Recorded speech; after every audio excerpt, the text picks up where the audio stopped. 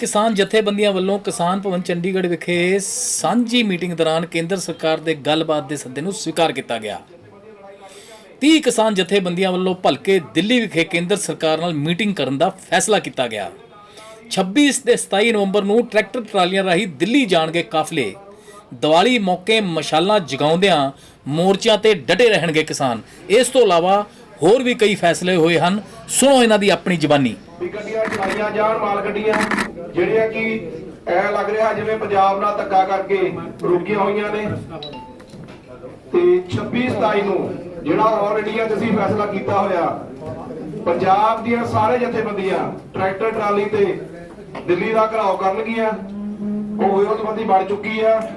ਕੱਲ ਜੇ ਕੋਈ ਗੱਲ ਸਾਡੀ ਨਹੀਂ ਨਿਬੜਦੀ ਉਹ ਸਾਡਾ 14 ਤੋਂ 26 27 ਜਿਹੜੀ ਤਰੀਕ ਕਹੀ ਹੋਈ ਆ ਹਜ਼ਾਰਾਂ ਟਰੈਕਟਰ ਟਰਾਲੀ ਲੱਖਾਂ ਚ ਕਿਸਾਨ ਆਪਣਾ ਰਾਸ਼ਨ ਨਾਲ ਲੈ ਕੇ ਟਰੈਕਟਰ ਟਰਾਲੀਆਂ 'ਚ ਤੰਬੂ ਲਾ ਕੇ ਪੱਕੇ ਤੌਰ ਤੇ ਦਿੱਲੀ ਘੇਰਨ ਤੱਕ ਜਾਣਗੇ। ਜਦ ਤੱਕ ਇਹ ਤਿੰਨੇ ਕਾਨੂੰਨ ਵਾਪਸ ਨਹੀਂ ਲਏ ਜਾਂਦੇ ਜਦ ਤੱਕ ਸੰਘਰਸ਼ ਉੱਥੇ ਲੜਿਆ ਜਾਊਗਾ। ਤੁਸੀਂ ਕਿਹੜੇ ਮੁੱਦੇ ਤੇ ਗੱਲ ਕਰਨ ਬਾਰੇ ਸੋਚਿਆ? ਕਿਹੜੇ ਤੁਹਾਡੀਆਂ ਮੰਗਾਂ ਨੇ ਮੇਨ ਜਿੱਥੇ ਚਰਚਾ ਹੋਈ? ਅੱਜ ਮੀਟਿੰਗ 'ਚ ਕੀ ਹੋਇਆ? ਜਿਹੜੀ ਮੀਟਿੰਗ 'ਚ ਅੱਜ ਚਰਚਾ ਹੋਈ ਉਹ ਇਸ ਗੱਲ ਤੇ ਹੀ ਹੋਈ ਆ ਵੀ ਜਿਹੜੇ ਤਿੰਨ ਕਾਨੂੰਨ ਪਹਿਲਾਂ ਵੀ ਅਸੀਂ 14 ਤਰੀਕ ਨੂੰ ਜਦੋਂ ਗਏ ਸੀ ਉਦੋਂ ਮੰਗ ਪੱਤਰ ਰੱਖਿਆ ਸੀ। ਉਹਦੇ 'ਚ ਕੋਈ ਅਮੈਂਡਮੈਂਟ ਅਸੀਂ ਕਰਨਾ ਚਾਹੁੰਦੇ ਆ। ਕੁਝ ਰਲੀਆਂ ਨਾਲ ਸਰਕਾਰ ਵੱਲੋਂ ਜਿਹੜੀਆਂ ਨਵੇਂ ਤੇ ਨਵੇਂ ਆਰਡੀਨੈਂਸ ਜਾਰੀ ਕਰਕੇ ਸਾਡੇ ਤੇ ਧੱਕਾ ਕੀਤਾ ਗਿਆ ਉਹਦੀਆਂ ਅਸੀਂ ਨਾਲ ਅਮੈਂਡਮੈਂਟ ਜੋੜਨਾ ਚਾਹੁੰਦੇ ਆ। ਮੰਗਾਂ ਜਿਵੇਂ ਕਿ ਪਰਾਲੀ ਦੇ ਉੱਤੇ ਆਇਆ ਸੀ ਵੀ 1 ਕਰੋੜ ਰੁਪਏ ਦਾ ਜੁਰਮਾਨਾ ਉਹ ਜਿਹੜੇ ਜਾਣਗੇ।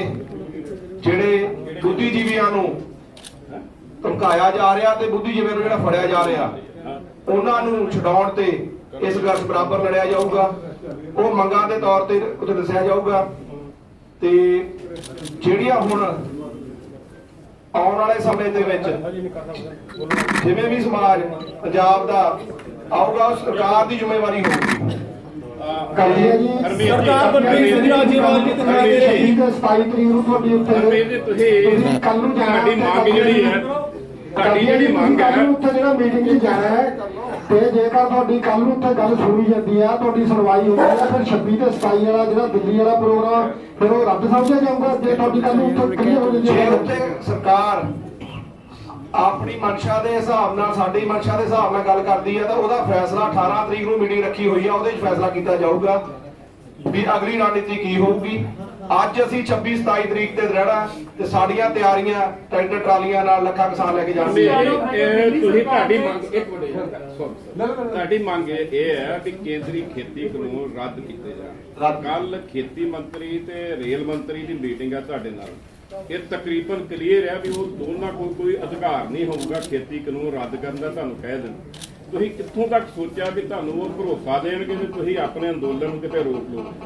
ਇੰਨਾ ਆਪਾਂ ਸਾਰੇ ਇੱਥੇ ਜਾਣਦੇ ਆ, ਜਥੇਬੰਦੀਆਂ ਵੀ ਜਾਣਦੀਆਂ, ਅੱਜ ਵਿਚਾਰ ਵੀ ਹੋਇਆ ਵੀ ਇੱਕ ਮੀਟਿੰਗ 'ਚ ਕਿਤੇ ਇਹ ਰੱਦ ਕਰਨ ਤੱਕ ਨਹੀਂ ਗੱਲ ਪਹੁੰਚ ਸਕਦੀ। ਪ੍ਰਾਇਮਰੀ ਮੀਟਿੰਗ ਇਹਨੂੰ ਆਪਾਂ ਕਹਿ ਸਕਦੇ ਆ।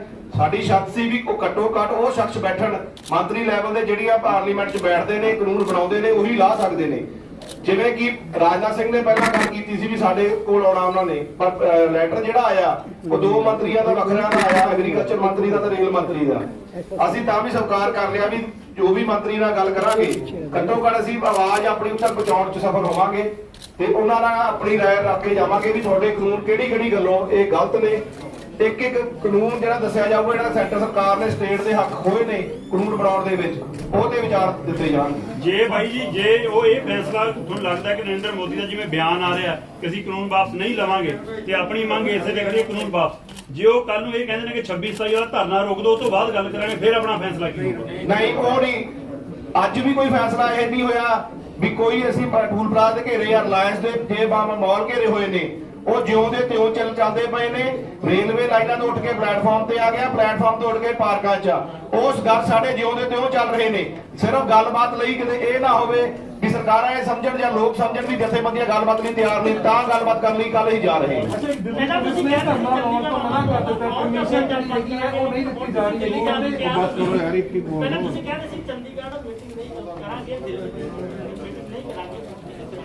ਅੱਜ ਸਾਡੀ ਸਰਬਸੰਮਤੀ ਨਾਲ ਫੈਸਲਾ ਹੋ ਗਿਆ ਵੀ ਅਸੀਂ ਦਿੱਲੀ ਮੀਟਿੰਗ ਤੇ ਜਾਵਾਂਗੇ।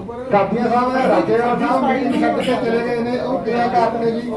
ਨਹੀਂ, ਉਹ ਕੱਲ੍ਹ ਦੀ ਤਿਆਰੀ ਜਿਹੜੀ ਅਸੀਂ ਕਰਨੀ ਹੈ ਡਰਾਫਟਿੰਗ, ਉਹ ਆਪਣੇ ਕਾਗਜ਼ ਤਿਆਰ ਕਰ ਲਈ ਸੀ। ਇੱਥੋਂ ਜਥੇਬੰਦੀ ਵੱਲੋਂ ਪਰਮਿਸ਼ਨ ਲੈ ਕੇ ਗਏ ਨੇ, ਜਿਹੜੇ ਉਹਨਾਂ ਨੇ ਕੱਲ ਕਾਗਜ਼ ਤਿਆਰ ਕਰਕੇ ਜਿਹੜੀ ਤੇ ਫੈਸਲਾ ਹੋ ਗਿਆ, ਜਿਹੜਾ ਉਹਨਾਂ ਨੇ ਪੇਪਰ ਤਿਆਰ ਕੀਤਾ ਸੀ, ਉਹ ਫੈਸਲਾ ਹੋਣ ਤੋਂ ਬਾਅਦ ਕੁਝ ਅਮੈਂਡਮੈਂਟਸ ਨੇ, ਕੁਝ ਮੰਗਾਂ ਨੇ ਜਿਹੜੀਆਂ ਹੋਰ ਐਡ ਕਰਨੀਆਂ ਨੇ, ਉਹ ਆਪਦੀ ਤਿਆਰੀ ਕਰ ਲਈ। ਕਿਸਾਨ ਮਜ਼ਦੂਰ ਸੰਘਰਸ਼ ਕਮੇਟੀ ਨੇ ਦਿੱਲੀ ਪੁਲਿਸ ਦਾ ਕੀ ਹੈ, ਉਹਨਾਂ ਨੇ ਮਨਾ ਕਰਤਾ ਹੈ ਮੀਟਿੰਗ ਜਾਣ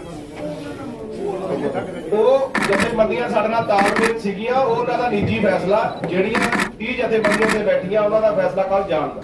ਦਿੱਲੀ ਪੁਲਿਸ ਨੇ ਮਨਾ ਕਰ ਦਿੱਤਾ ਕਿ 26/27 ਨੂੰ ਪਰਮਿਸ਼ਨ ਪਰਮਿਸ਼ਨ ਨਹੀਂ ਦਿੱਤੀ ਜੀ, ਕੋਵਿਡ ਦਾ ਹਵਾਲਾ ਦਿੱਤਾ ਹੈ। ਹਾਲਾਂਕਿ ਉਸ ਤੋਂ ਪਹਿਲਾਂ ਜੇਕਰ ਅਸੀਂ ਦੇਖੀਏ ਬਿਹਾਰ ਦੇ ਵਿੱਚ ਇੰਡੀਆ ਰੈਲੀਆਂ ਹੋ ਗਈਆਂ, ਕੱਲ ਪ੍ਰਧਾਨ ਮੰਤਰੀ ਜਦੋਂ ਸਪੀਚ ਸੀ ਉਦੋਂ ਇੰਨਾ ਕੱਟ ਸੀਗਾ, ਤੇ ਕਿਸਾਨਾਂ ਨੂੰ 26/27 ਨੂੰ ਧਰਨੇ ਲਾਉਣ ਤੋਂ ਕਿਉਂ ਮਨਾ ਕਰ ਦਿੱਤਾ? ਕਿਉਂ ਕਿਹਾ ਗਿਆ ਕਿ ਕੋਵਿਡ ਫੈਲ ਸਕਦਾ ਹੈ? ਇਹ ਸਰਕਾਰ ਦੀਆਂ ਰਣਨੀਤੀਆਂ ਹੁੰਦੀਆਂ ਨੇ, ਉਹਨਾਂ ਨੇ ਆਪਣੀ ਮਰਜ਼ੀ ਕਰ ਲਈ ਆ, ਪਰ ਸਾਡੀ ਤਿਆਰੀ ਪੂਰੀ ਆ। ਅਸੀਂ ਪਹਿਲਾਂ ਉੱਥੇ ਦੁਸਹਿਰਾ ਗਰਾਊਂਡ ਦੇ ਵਿੱਚ ਪਰਮਿਸ਼ਨ ਮੰਗੀ ਸੀ, ਪਹਿਲਾਂ ਦੇਤੀ ਤੇ ਬਾਅਦ ਉਹਨਾਂ ਨੇ ਕੈਂਸਲ ਕਰਤੀ। ਜੇਕਰ ਕੱਲ ਤੁਹਾਨੂੰ ਬਾਈ ਜੀ ਕੋਈ ਭਰੋਸਾ ਲੱਗਦਾ ਹੈ ਤੇ ਦੂਏ ਪਾਸੇ ਆਪਾਂ 26/27 ਨੂੰ ਪੂਰੇ ਦੇਸ਼ ਦਾ ਹੈ, ਕੱਲ ਪੰਜਾਬ ਨੂੰ ਹੀ ਕਿਉਂ ਬੁਲਾਇਆ? ਸਾਰੇ ਦੇਸ਼ ਦੀਆਂ ਜਥੇਬੰਦੀਆਂ ਨੁਮਾਇੰਦੇ ਕਿਉਂ ਨਹੀਂ ਬੁਲਾਏ? ਕੀ ਲੱਗਦਾ ਇਹਦੇ ਪਿੱਛੇ ਕੋਈ ਮੰਚ ਹੈ?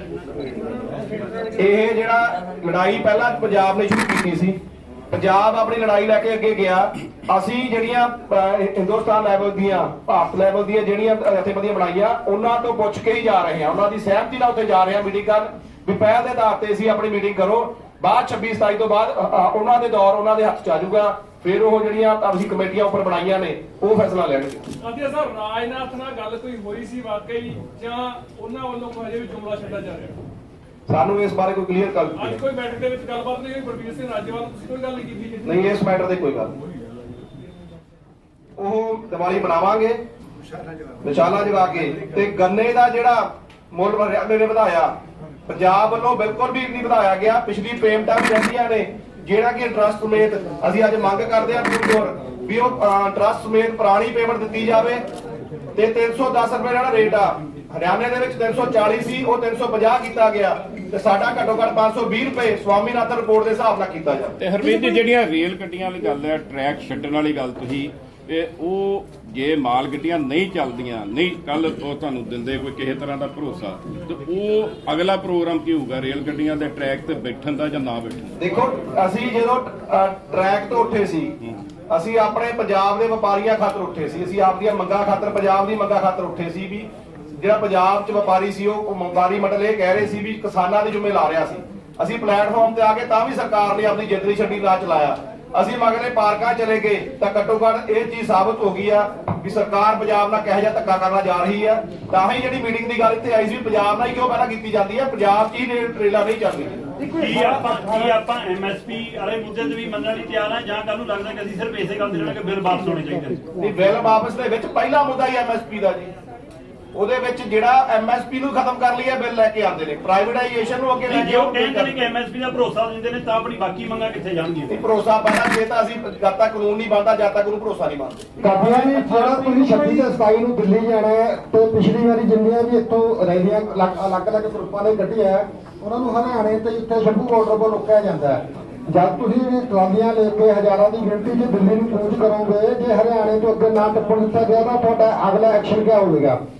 ਜਿਹੜੇ ਲੋਕ ਇੰਨੀ ਸ਼ਾਂਤਮਈ ਤਰੀਕੇ ਨਾਲ 45-47 ਦਿਨ ਦਾ ਸੰਘਰਸ਼ ਲੜ ਸਕਦੇ ਨੇ, ਜਿਹੜੀ ਵਿਉਂਤਬੰਦੀ ਤੁਸੀਂ ਪੁੱਛਦੇ ਪਏ ਹੋ, ਉਸ ਤੋਂ ਤਗੜੀ ਵਿਉਂਤਬੰਦੀ ਨਾਲ ਜਾਵਾਂਗੇ। ਤੇ ਜੇ ਕਿਤੇ ਸੜਕਾਂ ਤੇ ਰੋਕ ਲਿਆ, ਰੇਲਾਂ ਜਾਮ 45 ਦਿਨ ਹੋ ਗਏ ਕੀਤੀਆਂ ਤੇ ਸੜਕਾਂ ਨਹੀਂ ਚੱਲਣ ਦੇਵਾਂਗੇ। ਜੇ ਲੱਗਿਆ ਤੁਹਾਨੂੰ ਵੀ ਕੱਲ ਸਰਕਾਰ ਨੇ ਤੁਹਾਨੂੰ ਸਿਰਫ ਸਮਝਾਉਣ ਲਈ ਬੁਲਾਇਆ, ਤੇ ਅਗਲਾ ਐਕਸ਼ਨ ਪ੍ਰੋਗਰਾਮ ਫਿਰ ਕੀ ਹੋਊ? ਜੇ ਹਾਲੇ ਵੀ ਸਮਝਾਉਣ ਲਈ ਸਰਕਾਰ ਬੁਲਾ ਰਹੀ ਆ, ਤਾਂ ਅਗਲਾ ਪ੍ਰੋਗਰਾਮ ਇੱਥੇ ਆ ਕੇ ਨਿਯੁਕਤ ਕੀਤਾ ਜਾਊਗਾ 18 ਤਰੀਕ ਨੂੰ। 18 ਤਰੀਕ 18 ਨੂੰ ਮੀਟਿੰਗ ਹੋਣੀ ਆ। ਮੀਟਿੰਗ ਦੇਸ਼ ਵਿਆਪੀ ਹੋਊਗੀ ਜਾਂ ਫਿਰ ਪੰਜਾਬ ਦੀਆਂ ਜਥੇਬੰਦੀਆਂ? ਨਹੀਂ, ਉਹ ਪੰਜਾਬ ਦੀ ਜਥੇਬੰਦੀਆਂ ਨੇ ਮੀਟਿੰਗ ਰੱਖੀ ਹੋਈ ਸੀ ਪਹਿਲਾਂ ਹੀ, ਇਹਦਾ ਵਿੱਚ ਉਹਨਾਂ ਨੇ ਸੰਦੇਸ਼ਾ ਆ ਗਿਆ, ਤਾਂ ਅੱਜ ਆਪਾਂ ਸਪੈਸ਼ਲ ਮੀਟਿੰਗ ਕੀਤੀ ਆ। ਤੇ ਕੱਲ ਨੂੰ ਜਾਣ ਦੇ ਫੈਸਲੇ ਬਾਰੇ, ਤੇ ਕੱਲ ਨੂੰ ਕੀ ਉੱਥੇ ਅਸੀਂ ਆਪਣਾ ਗੱਲਾਂ ਰੱਖੀਏ, ਉਹਦੇ ਬਾਰੇ ਵਿਚਾਰ ਕੀਤਾ ਗਿਆ। ਕਿਉਂਕਿ ਪਹਿਲਾਂ ਹੀ ਸਮਾਂ ਬਹੁਤ ਘੱਟ ਸੀ। ਆਪਾਂ ਸਾਰੇ ਜਾਣਦੇ ਆ ਇਹ ਬਹੁਤ ਵੱਡੀ ਪ੍ਰੋਬਲਮ ਆ। 3 ਲਾਅ ਦੇ ਉੱਤੇ ਇੱਕ ਗੱਲ ਲਾਈਨ ਲਿਖਣੀ ਇੰਨੇ ਛੋਟੇ ਸਮੇਂ ਦੇ ਵਿੱਚ ਇੰਨਾ ਜਲਦੀ ਨਹੀਂ ਹੋ ਸਕਦਾ। ਤਾਂ ਵੀ ਅਸੀਂ ਆਪਣੇ ਸੀਨੀਅਰ ਲੀਡਰ ਲਾਏ ਹੋਏ ਨੇ, ਉਹ ਵਧੀਆ ਤਰੀਕੇ ਨਾਲ ਕੇਸ ਪੁੱਟ ਕਰਨ ਉੱਤੇ ਜਾਣਦੇ